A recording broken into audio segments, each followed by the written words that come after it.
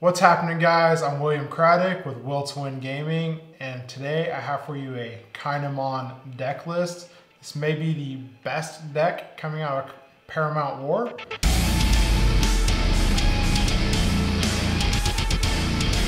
So this is my deck list. If you need to pause, take a quick screenshot. I also have a link in the description below.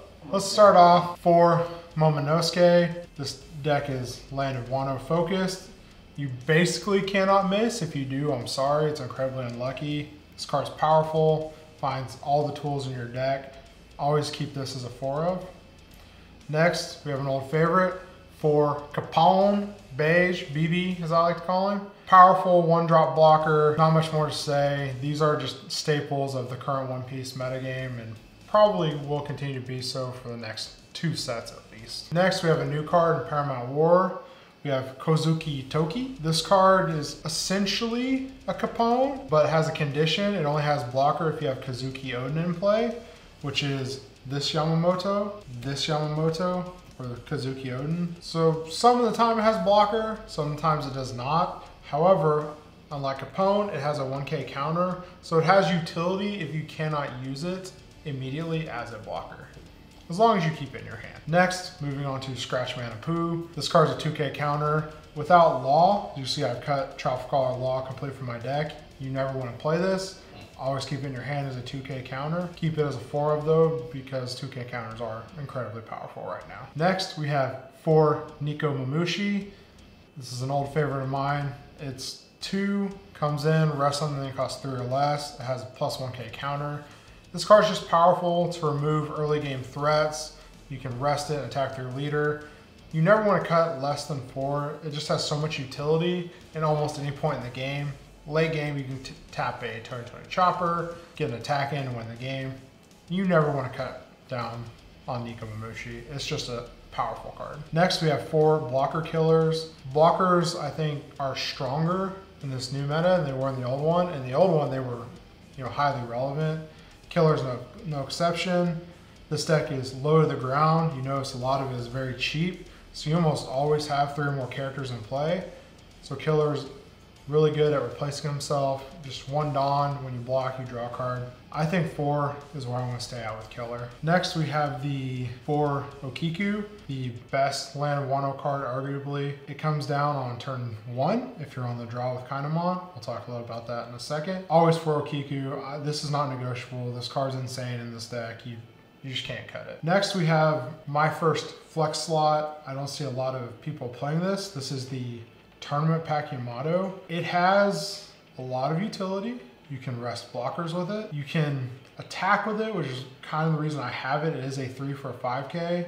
Its downside, it does not have a counter. But when you're on the draw with the Kinemon deck, having that kind of turn 1 threat is important. So that's why I opted to play 4 Yamato to go alongside Okiku. If you don't have Okiku, this is your plan B. Next, we have 4 Izo. This card is a 2K counter. It rests something when it comes into play that costs 4 or less. Kind of a staple in green. I don't see that changing for the near future. The card's incredible. Not much to say about it aside from that. Next, we have a new card from Paramount War, another Yamato. This card, stat line 4 for 6. Already the stat line of vanilla. It doesn't have a counter, I'll give you that. But when it comes into play, on play, rest something that costs 6 or less. That goes a stat above Okiku. And Okiku already tapped most threats, for the first 3, 4, even 5 turns. This card is a really good addition to the green deck, especially for this kind of low to the ground, aggressive Kinemon build. You always want to play 4 of this. Has synergy with the Toki, allows it to be a blocker. Overall, good card. Next, we'll move on to the OP1 Secret Rare Yamato. This card did not get much love in OP1 meta, but now in Kinemon, to me it's incredible. You can play it on turn 2. On turn 2, you get the stat line of a 5K. Banish, double strike. When it hits your opponent, they don't draw 2 cards. They trash 2 cards straight from the life. They get no card advantage from it. This card was just waiting for this leader to come out to be playable. And I do see a lot of lists still not playing it. They're a little more mid-rangey, a little more late game oriented. But in this aggro list, if you curve, say turn 1 Okiku, turn 2 Yamato, it's hard for most decks to beat that. Next we have our finisher, the OG True Blue Kazuki Odin. Another incredible card coming out of Paramount War. He costs 8, he's an 8K, and he can attack twice. This is your replacement for your kid leader. Pay 3, if he's rested once per turn, stand him up. So you can attack 2 characters in play, you can attack your opponent twice, and his stat line, he's large, he's an 8K. So if you think about it, during the end game, if you're trying to make a lethal attack, you can attack for 15 2 times, which is 3K above kid, which means another 2 cards. Incredibly efficient. I love this card. I can't wait to play with it. Finishing off our deck list, I have 3 Paradise Waterfall. This is the hardest part to fill for me, is the option slot. I like Paradise Waterfall to pseudo protect the Yamatos, but at the same time there are things like Punk Gibson, which is potent against the Whitebeard matchup, which will be a tier 1 deck, and also fairly good in the mirror. So I'm not sure if Paradise Waterfall is optimal. It may be for this highly aggressive low to the ground version where you can't always leave up 2 Dawn. You're probably using them to make big attacks. So I'm gonna start with Paradise Waterfall as a 3 of, and then I might change out to Punk Gibson depending on what happens when I play a few tournaments and get some more games under my belt. So overall, this Kinemon deck, at least my build, tries to play the aggro game, somewhere between aggro and tempo. You always want to be on the draw with my build. There's no reason for you to go first. The curve just doesn't flesh out in the way you want it to. If you're on the play, it means you're going first.